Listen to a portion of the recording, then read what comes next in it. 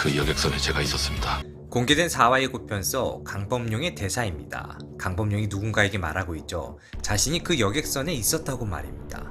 여기서 말하는 여객선, 당연히 10년 전 여객선 간첩 사건에 주무되었던 바로 그 여객선인데요. 이 대사가 중요한 이유, 그간 강범용은 편의점 생활에 정착하며 형님의 복수 따윈 과거의 일로 묻고자 부단히도 노력해왔기 때문입니다. 그랬던 그가 자신이 여객선에 있었다는 사실을 직접 밝혔다는 건 흑진주의 USB, 한상욱을 잡을 물건을 찾아 형님의 누명을 벗기고 조직을 재건하는 일에 다시 본격적으로 뛰어들겠다는 선언과도 같은 것인데요. 사실 편의점 역시 강범용이 먼저 하자고 한 일이 아니었습니다. 진원화를 통해 영선도에 머물기 위해 마공복이 먼저 제안했다는 사실이 밝혀졌죠. 강범용은 편의점을 달가워하지 않았습니다. 그랬던 강범용이 편의점 생활에 집착하게 된 이유, 바로 박미경과 관련이 있죠. 경찰 박미경을 마음에 품게 된 이후 강범용에게 편의점은 더 이상 단순한 일상이 아니게 된 것이죠. 어두운 과거를 청산하고 그녀와 달콤한 미래를 꿈꾸기 위해 편의점 생활을 지키고자 했던 것일까요? 글쎄요. 하지만 그보단 현재 자신이 할 수 있는 일에 충실하고자 했던 것에 가까워 보입니다. 매일 정해진 시간 도시락을 사기 위해 편의점을 찾은 여인, 그리고 그런 그녀를 위해 빠짐없이 도시락을 준비해두는 강범용. 자신이 지금 이 여인을 위해 해줄 수 있는 유일한 한 가지, 바로 도시락이었던 것이죠. 강범용에게 중요한 건 먼 미래만이 아니었습니다.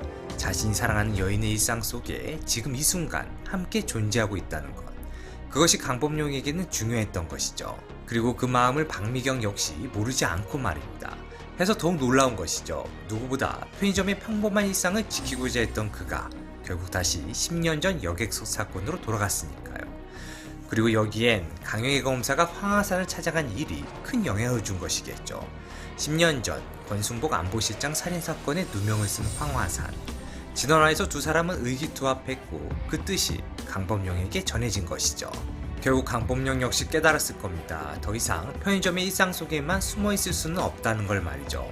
사실 개인적으로는 조금 아쉽기도 합니다. 주먹 쓰는 강범용보다 편의점 사장님으로 살아가며 박미경 앞에서 나사 풀린 듯 허둥대는 강범용의 모습이 참 좋았거든요. 그리고 마공복에게 강범용은 그 누구에게도 꺾이지 않는 강한 형님이었죠. 해서 편의점에 연주한 채 복수를 멀리하고 있는 그의 모습이 답답하고 원망스럽기도 했습니다.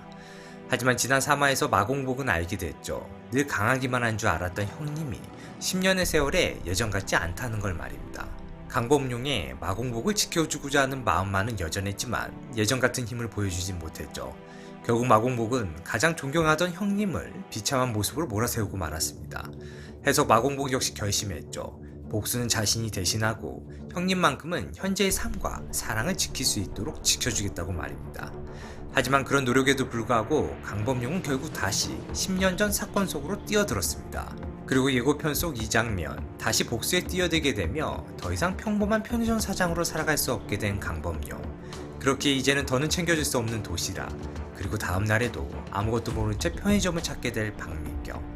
과연 박미경은 다시 강범용의 도시락을 받을 수 있을 것인지, 다음 이야기를 기대하며 오늘의 영상은 여기서 마치겠습니다. 시청해주셔서 감사합니다.